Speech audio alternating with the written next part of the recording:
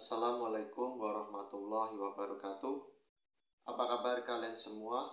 Semoga senantiasa diberikan kesehatan dan keselamatan dari Allah Subhanahu wa Ta'ala. Pada kesempatan kali ini, saya akan mencoba membahas tentang krisis politik yang terjadi di Myanmar, di mana isu ini menjadi salah satu trending topik di dunia internasional, khususnya wilayah ASEAN, dan sampai sekarang masih terjadi. Oke, tanpa berlama-lama, mari kita mulai pembahasannya.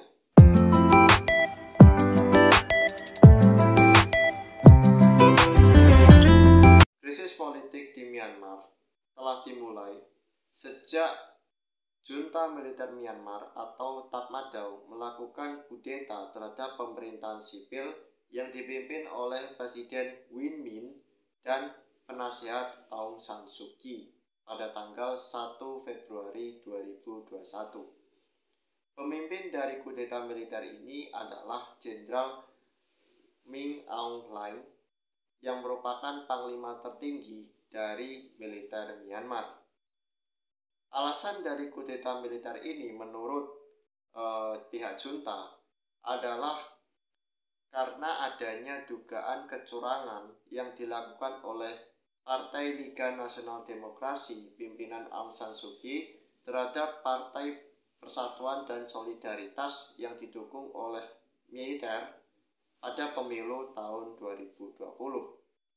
Jadi di tahun 2020, Partai Liga Nasional Demokrasi mendapatkan kemenangan telak dalam pemilihan di parlemen, di mana mereka memperoleh 346 kursi dalam pemilu tersebut. Nah, untuk membentuk sebuah pemerintahan itu mereka membutuhkan 322 kursi, dan tentu saja ini jauh lebih cukup, dan pihak Partai Liga Nasional Demokrasi itu mendapatkan surplus kursi.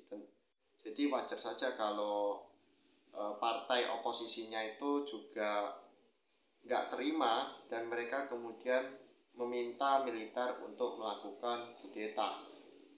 Selain itu, alasan lain yang mendorong kudeta militer di Myanmar adalah mereka menuduh Presiden Win Myint dan Aung San Suu Kyi melanggar konstitusi negara, yaitu mereka melanggar Undang-Undang Penanganan Bencana Alam, Penanganan COVID-19, dan pelanggaran publikasi informasi serta lisensi telekomunikasi.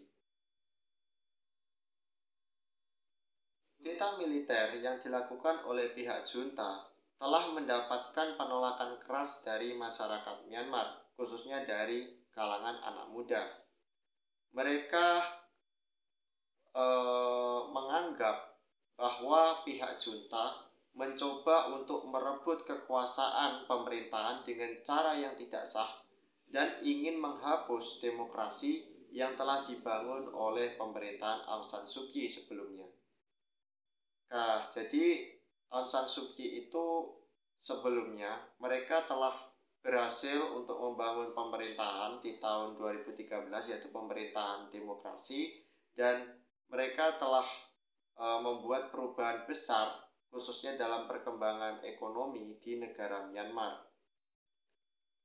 Nah, dalam hal ini masyarakat dari berbagai kalangan seperti dari mahasiswa, dokter, dosen, kemudian perawat, dan lain-lain, mereka turun ke jalan dan melakukan aksi demonstrasi besar-besaran di kota-kota besar di Myanmar, seperti di kota Yangon, Naypyidaw, dan Mandalay.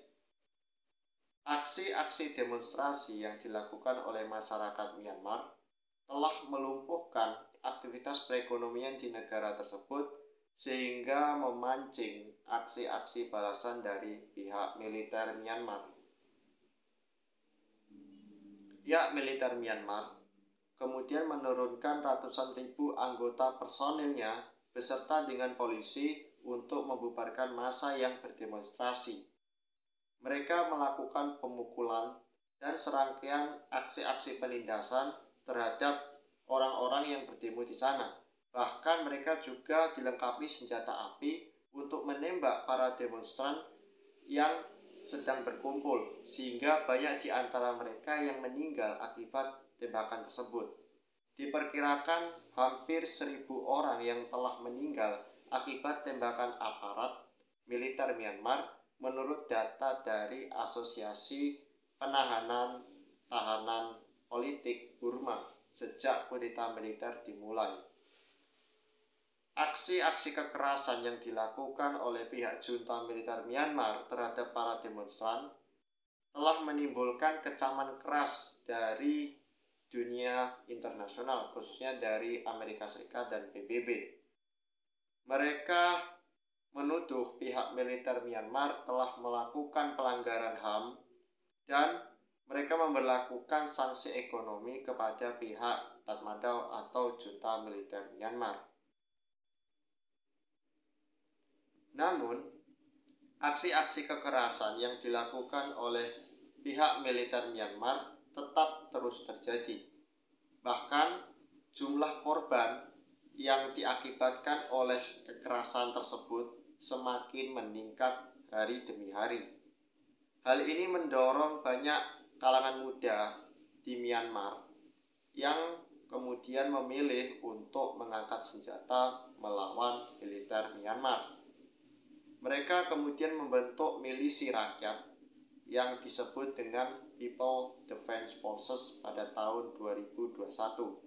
Mereka kemudian bergabung dan menjalani pelatihan dengan kelompok bersenjata dari etnis-etnis minoritas yang sebelumnya telah melakukan perlawanan dengan pihak militer Myanmar, seperti Karen National Liberation Army, Arakan Army, Tentara Aliansi Demokratik Nasional Myanmar, Tentara Pembebasan Taang, dan Tentara Kemerdekaan Kachin. Mereka bersatu untuk melawan pihak militer Myanmar dan menggagalkan aksi kudeta yang dilakukan oleh pihak junta. Mereka melakukan serangan ke pos-pos militer yang dikuasai oleh pihak junta sehingga mengakibatkan banyak tentara-tentara militer Myanmar yang menjadi korban. Dan aksi-aksi serangan ini kemudian mendapatkan balasan dari pihak junta, di mana pihak junta melakukan pengeboman masif di desa-desa atau wilayah yang dicurigai sebagai markas gerilyawan. Bahkan para tentara Myanmar itu juga melakukan penyisiran dan penindasan terhadap warga sipil yang tinggal di sana sehingga memaksa mereka untuk mengungsi ke tempat yang lebih aman. Sampai video ini dibuat, perang sipil tersebut masih tetap terjadi. Oke, cukup sekian pembahasan kali ini. Terima kasih telah menonton video ini sampai selesai. Jangan lupa untuk menekan tombol like dan subscribe agar kalian tidak ketinggalan update video terbaru dari channel Calon Diplomat. Sampai jumpa di lain waktu. Wassalamualaikum warahmatullahi wabarakatuh.